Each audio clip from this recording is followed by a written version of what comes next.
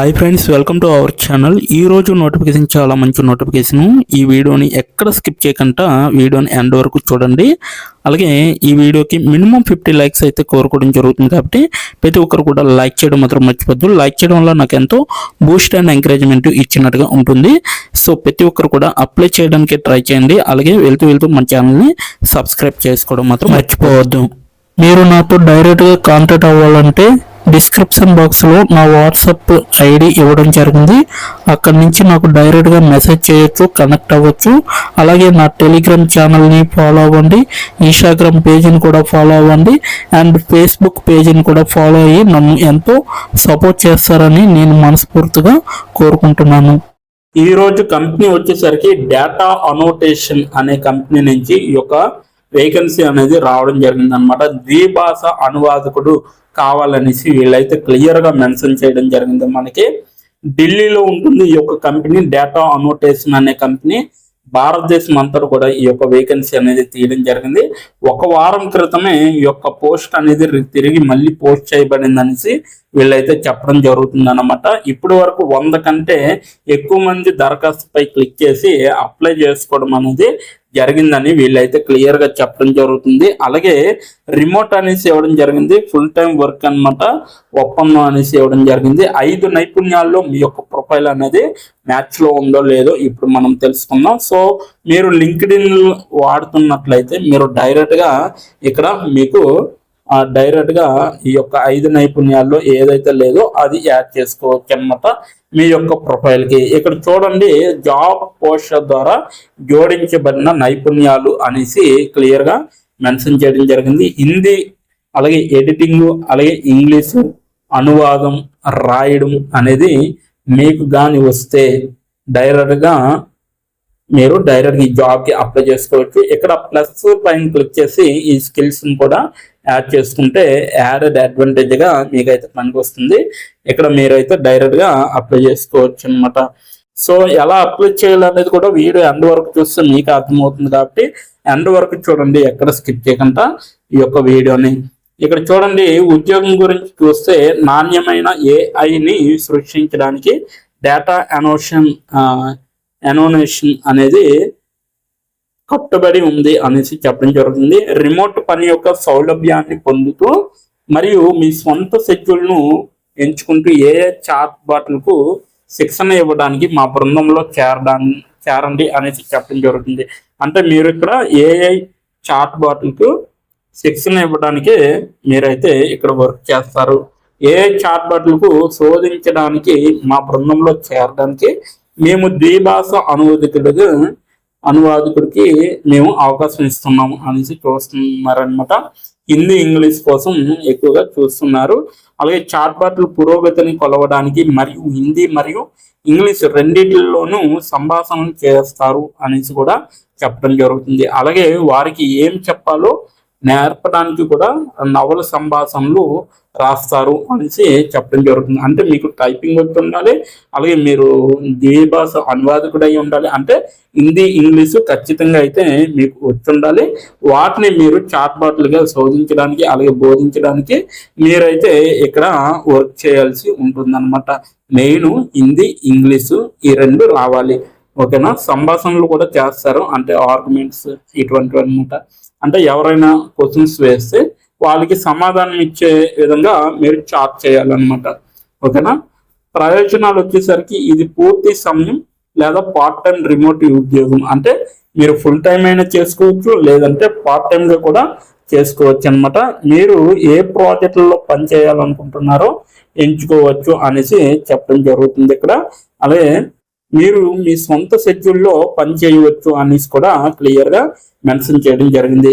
ప్రాజెక్టులకు గంటకు $22 నుండి USD నుండి చెల్లింపులు ప్రారంభమవుతాయి అనేసి వీళ్ళైతే క్లియర్గా మెన్షన్ చేయడం జరిగింది. అధిక నాణ్యత మరియు అధిక పరిమాణానికి బోనస్లతో మీకైతే శాలరీ అనేది ఉంటుందన్నమాట. అలాగే బాధ్యతలు వచ్చేసరికి హిందీ మరియు ఇంగ్లీషు రెండింటిలోనూ కూడా వివిధ అంశాలపై విభిన్న సంభాషణలతో ముందుకు వచ్చే విధంగా ఉండాలి. అలాగే నిర్దిష్ట ప్రాంప్ట్లు ఇచ్చినప్పుడు అధిక నాణ్యత సమాధానాలను రాసే విధంగా ఉండాలన్నమాట. వివిధ ఏఐ మోడళ్లు పనితీరును కూడా పోల్చే విధంగా ఉండాలి. అలాగే పరిశోధన మరియు వాస్తవ తనిఖీ ఏ ప్రతిస్పందనలు కూడా మీకు తెలిసి ఉండాలి. అలాగే అర్హతలు వచ్చేసరికి హిందీ మరియు ఇంగ్లీష్ అయితే ఖచ్చితంగా రావాలి.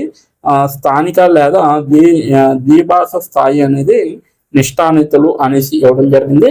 బ్యాచిలర్ డిగ్రీ చేసేవారు ప్రతి ఒక్కరు కూడా దీనికి అప్లై చేసుకోవచ్చు. మీరు పూర్తయితే పురోగతిలో ఉంటుంది అనమాట.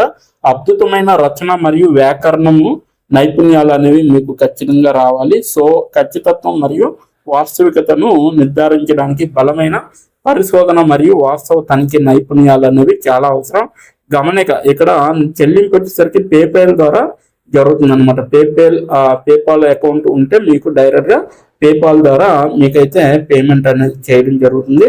మేము మీ నుండి ఎప్పటికీ డబ్బు అడగము అనేసి కూడా క్లియర్ గా జరుగుతుంది అనమాట. ఎటువంటి ఫీజు లేకుండా వీళ్ళు డైరెక్ట్ గా జాబ్ అనేది ఇవ్వడం జరుగుతుంది. ఓకేనా. సో ఈ యొక్క జాబ్ కి మీరు అప్లై చేసుకోవాలనుకుంటే నేను కిందన డిస్క్రిప్షన్ బాక్స్ లో మీకైతే లింక్ అనేది ప్రొవైడ్ చేయడం జరిగింది. అక్కడికి వెళ్ళి మీరు డైరెక్ట్ గా అప్లై చేసుకోవచ్చు అనమాట. సో ఇప్పుడు ఎలా అప్లై చేయాలో మనం క్లియర్ గా తెలుసుకుందాం.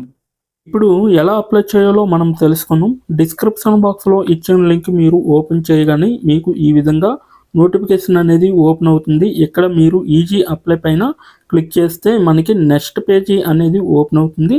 ఇక్కడ నెక్స్ట్ పేజీలో అప్లై టు అని ఉంది కదా, అక్కడ దాని పక్కన కంపెనీ నేమ్ అనేది రావడం జరుగుతుంది. ఏ కంపెనీకి అయితే అప్లై చేస్తున్నారో ఆ యొక్క కంపెనీ నేమ్ అనేది రావడం జరుగుతుంది.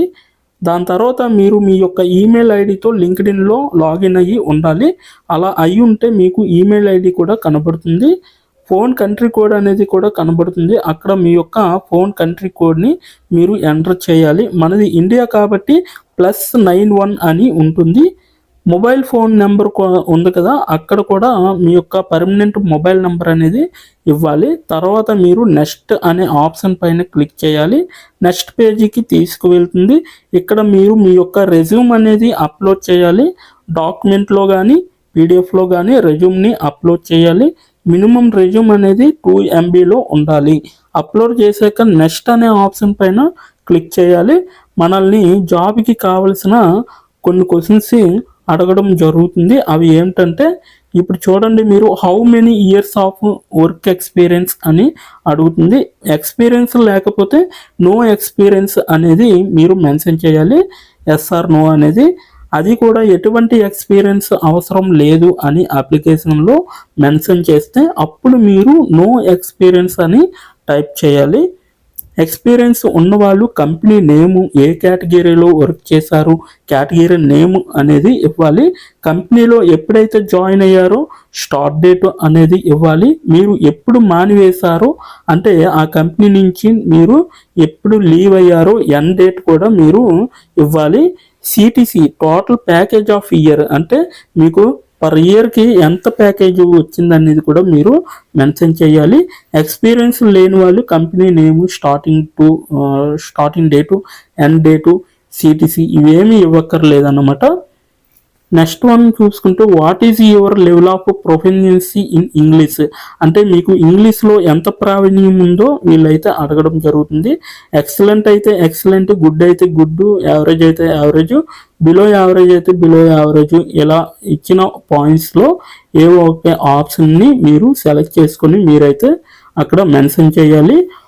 నెక్స్ట్ పాయింట్ చూసుకుంటే హౌ మచ్ శాలరీ ఎక్స్పెక్టేషన్స్, ఈ కంపెనీ నుంచి మీకు ఎంత శాలరీ కావాలనేది అడగడం జరుగుతుంది. అది కూడా మీరు మెన్షన్ చేయొచ్చు. నెక్స్ట్ పాయింట్ చూసుకుంటే how did you see this job అంటే మీరు ఈ జాబ్ని ఎక్కడి నుంచి చూసారో అని అడగడం జరిగింది. సో మీరు యూట్యూబ్ అయితే యూట్యూబ్, ఫేస్బుక్ అయితే ఫేస్బుక్, ఇన్స్టాగ్రామ్ అయితే ఇన్స్టాగ్రామ్, లింక్డ్ఇన్ అయితే లింక్డ్ఇన్, నౌకరీ అయితే నౌకరీ. సో ఈ 4 అంటే ఈ 5 రకాలలో మీరు ఎక్కడి నుంచి అయితే ఈ యొక్క జాబ్ పోస్టింగ్ని చూసారో సో అది మీరు మెన్షన్ చేయాలి. నెక్స్ట్ వన్ వచ్చేసరికి మీకు బ్రీఫ్ యువర్ సెల్ఫ్ ఇంట్రడక్షన్ అని ఉంటుంది. అక్కడ మీరు ఒక 5 or 10 లైన్స్ మీకోసం మీరు రాస్తే సరిపోతుందన్నమాట. ఫైనల్గా మీరు సబ్మిట్ యువర్ అప్లికేషన్ ఆప్షన్ పైన క్లిక్ చేస్తే మీ అప్లికేషన్ అనేది కంపెనీ వాళ్ళకి చేరుతుంది. మీ రెజ్యూమ్ని చూసి అలాగే మీ స్కిల్స్ని చూసి మీ డీటెయిల్స్ అన్నీ చూసి డైరెక్ట్గా మిమ్మల్ని కాంటాక్ట్ అవ్వడం అనేది జరుగుతుంది, లేదా మీరు ఇచ్చిన ఈమెయిల్కి ఇంటర్వ్యూ మెయిల్ పంపడం జరుగుతుంది అన్నమాట. అలాగే మీరు ఎప్పటికప్పుడు మీ యొక్క ఈమెయిల్ని చెక్ చేసుకోవాలి. సో ఇదన్నమాట మొత్తం అప్లై చేయవలసిన ప్రాసెస్. నోటిఫికేషన్ పూర్తి డీటెయిల్స్ చూస్తారు కదా, ఇంకెందుకు ఆలస్యం, వెంటనే అప్లై చేసుకోండి. ప్రతి ఒక్కరు కూడా ఈ నోటిఫికేషన్కి అప్లై చేసుకుంటారని కోరుకుంటున్నాను.